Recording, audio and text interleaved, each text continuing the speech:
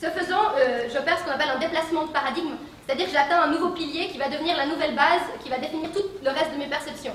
C'est un truc dans lequel on ne revient plus en dessous, en fait. C'est comme on dit aussi en science, une révolution scientifique. Quand Galilée il a finalement corroboré les thèses de Copernic, selon quoi la Terre n'était sûrement pas le centre de l'univers, ce qu'on sait depuis, ça c'était une révolution scientifique.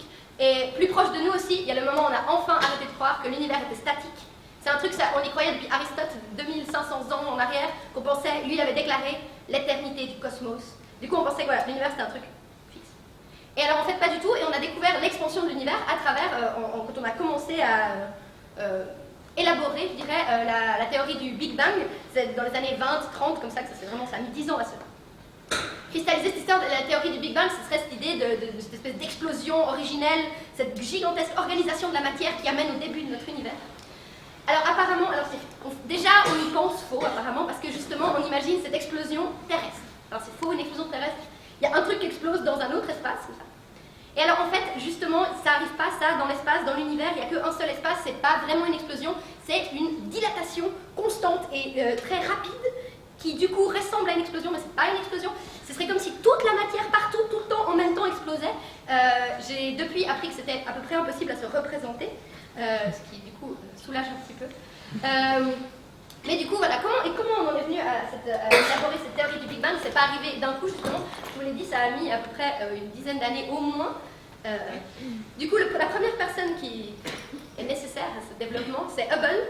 Hubble, c'est un mec, c'est la première personne à avoir observé l'éloignement des galaxies avec sa lunette. Et du coup, c'est le premier témoin oculaire de l'expansion de l'univers.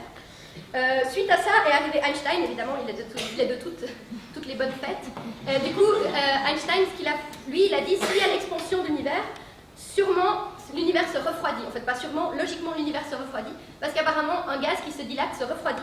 J'ai appris que c'est comme ça que marchent les frigos, avec du gaz qui se dilate.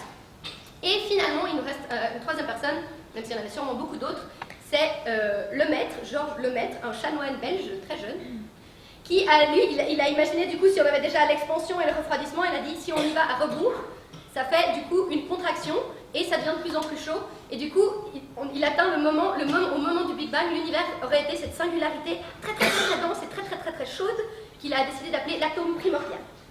Et du coup, voilà, en liant ces trois choses, on arrive à la théorie du Big Bang, qui est de nos jours la narration la plus communément admise du début de notre univers.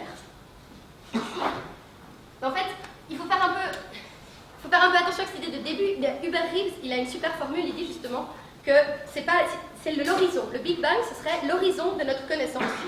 Savoir qu'il y a sûrement quelque chose derrière, c'est clair en fait qu'il y a quelque chose derrière, sauf que notre regard, il arrive qu'à l'horizon du Big Bang. Donc pour le moment, au lieu d'être le début de l'univers, il faut le considérer comme l'horizon de notre connaissance face à l'univers, ce Big Bang.